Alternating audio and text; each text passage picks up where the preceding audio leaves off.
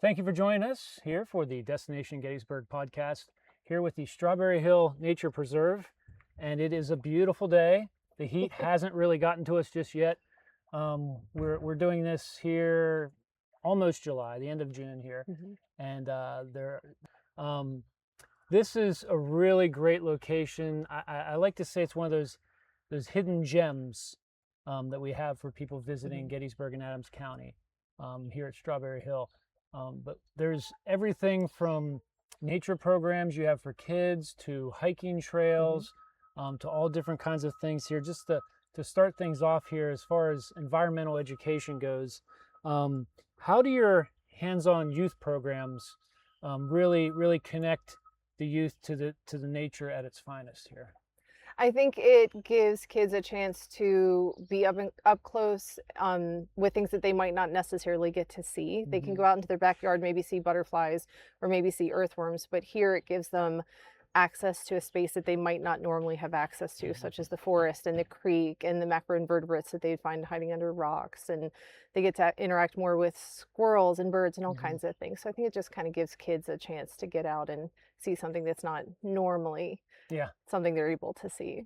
It's really great for field trips. My daughter Sophie was here not too long ago with her school field trip, and she loved it. She came home talking about it and how it was the greatest thing ever. And it's surprising. I mean, I grew up around the Pittsburgh area, so I say crick, but I grew up around that area, and I was close to creeks a lot, and just dealing with the animals and so forth around them, the crawfish and so forth. It's surprising how many people don't have that access growing up, or they're not familiar with it.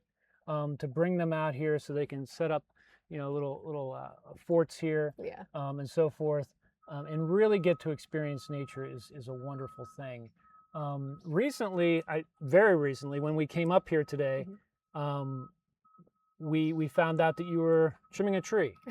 Yes. What was the story behind that? So the tree behind us that has been cut down was leaning precariously, but because of the way trees' root systems intertwine, our concern was that if it were to topple over, it would take out the other poplars with it. And so we decided to go ahead and just take that one and leave the other roots entwined and hopefully stabilize the rest of the creek bank.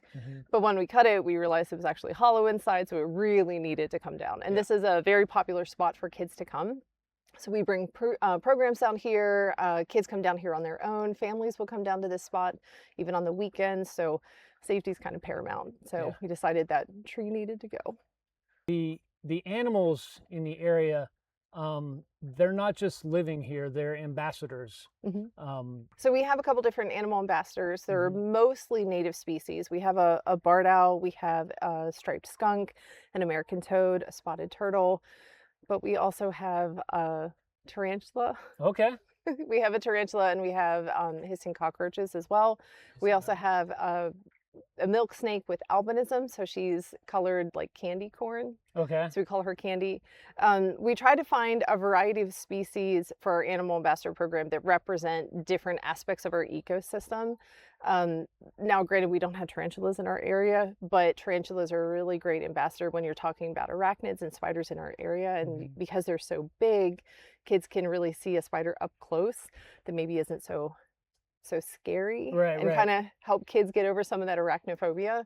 Now, I'm not going to say that it always works because I'm still afraid of spiders, but it still gives kids a chance to interact with animals, again, that they're probably not going to have a chance to interact with, or maybe they shouldn't be picking up in the wild, in a safe environment, and help them kind of process some of that fear and that concern about those animals. Our barred owl came to us many years ago. He was found injured, went to a rehabber, and now he can't sustain flights. Now he lives with us because he's non-releasable. But he's such a cool ambassador because kids see owls in their backyard. They hear them all the time, but nobody ever really gets a chance to be within like 5-10 feet and really get to see that owl. So it's a really great thing to be able to show him as an ambassador. And he's an indicator species. So when we talk about him as an ambassador, we talk about how owls really can tell us a lot about the health of our environment. And he's fun. He also glows under black light when he's molting, which is a really fun fact that most people aren't aware of. When their feathers grow back in after a molt, they They fluoresce under black light. So it's kind of neat to bring in the science aspect of that. So Yeah, I didn't know that. yeah, most people don't. Yeah. And it's shocking because it is bright pink. But it's neat to be able to talk about them as a native animal and their habitat and their indicator species status, but also some of the cool science behind what makes them unique. It's nice that you have that, that owl here that people can see, because otherwise you might just be having the kids looking for owl pellets. Yeah. Sitting. Do you find many owl pellets in the area? We don't actually find too many owl pellets. And if we do find them out in the wild, we tell kids that we can observe it with our eyes. But because of potential avian sicknesses and stuff, we do actually do owl pellet programs. We just order ours through a supply company, so they've been disinfected. And that's really fun because then the kids get to break them apart and find the bones and analyze what that owl was eating. So another nice thing about the area is the hiking trails, of course, connecting to the Michoud State Forest and so forth. What can you tell us about those trails that people coming to Gettysburg and Adams County might, because we do have a lot of great outdoor recreation. No matter what people are looking for, they can find it in our area. But here, especially with those hiking trails, what's special about those trails as it relates to Strawberry Hill? I think they're special because they're easy to get to, and they are in pristine forest, which is really cool. These are not manicured spaces. These are allowed to very much be wild. So when you come here, Strawberry Hill currently has 35 acres. We used to have 609 acres. Most of that was given to Michoud back in 2018. So when you come here, you can still access our old trails, and almost all of those go into Michoud. So, but what I think is really cool about our space too is we have a variety of trails, starting with the easiest Middle Creek Trail, which is just this. It's mostly flat. This is great for very young kids to get to explore, all the way up to much more difficult trails like our Green Trail, which is about 4 miles and definitely wild forest. So you kind of have a variety here. But also, I just love Michoud. I love the people who run it. I think it's just such a great space. So not just because I love our trails, but it's kind of cool to be able to go into the forest and know that all of this land is now truly protected. And also the breadth of accessibility, whether you're experienced with hiking or you're just looking for an easy stroll, there are all kinds of different trails for pretty much everybody. So how many programs do you have educational wise throughout the summer? Well, right now we still have summer camp. So we have summer camp going through the end of July. And then after that in August on the 12th from 9 to 11, we have our first mothing night. So we're having 2 mothing nights this summer and this fall. The first one's in August. So it's going to be a late night because the moths don't come out until after dark. That's going to be from 9 to 11. That's a Wednesday. And then in October, we have our second mothing night where we're going to compare what we find in the summer versus in the fall. That's Saturday, October 10th. That's a little earlier in the evening. That's from 7 to 9. So those are our next big family events that we have coming up. We have a Bigfoot hike called Expedition Bigfoot that we're working on putting on the calendar now. We're just trying to find a date that's going to work for us, but that'll be sometime in October or November. I'm really excited about that one because we're going to talk about possible adaptations that would be needed by a Sasquatch if he were to live in our area, what kind of habitat he would find here if he were to move to our area, and then we're going to go on a hike and see what we can find. So we've got a couple different family events coming up in the coming weeks, but right now our big focus is summer camp. It's nice you have things for pretty much all ages. Yeah. So whether it's kids, adults, whatever the case may be, because let's face it, everybody's interested in Bigfoot. Right. So you can't go wrong there.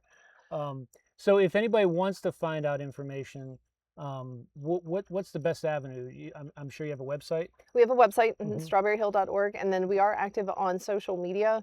However, I'll be honest, we're so busy, and we are social media people, but we're outdoors people first and foremost, so we're not the best at keeping up with Facebook. I do apologize. I know social media is important, but probably the best place would be our website. Okay. And while you're there on the website, correct me if I'm wrong, but I thought there was an area that talked about donations. Is there a way that people can maybe donate to the cause, so forth? There is a link on our website Okay. for you to donate, and I think the smallest donation is $5 and Okay. goes all the way up to a couple thousand. So Well, every little bit helps. yeah, I'm every sure. little bit helps. We're a very Yeah. tiny nonprofit. Yeah. Well, I mean, just the act of somebody coming by to take care of the tree earlier, occasionally folks might have been hearing some knocking going on. Yes. Something is under construction. You got a grant for something Yeah. recently. We got a storage shed, and some Okay. of our board members and volunteers are out helping us build that now. Okay. But we're also a very tiny organization. We Mhm. only have 2 full-time staff. We have the executive director and then me, the director of education, and then we have a staff of 9 part-time naturalists who run our programs. But yeah, we do everything around here, including trail maintenance and so yeah, I mean, a little bit Awesome. helps. It's been a great day to visit, a great morning here in the mid-70s, but there's always some nice little shade you can head off to, bring yourself a bottle of water and so forth, and just really enjoy the day. Yeah. But thank you so much for joining Thank you. us. Awesome.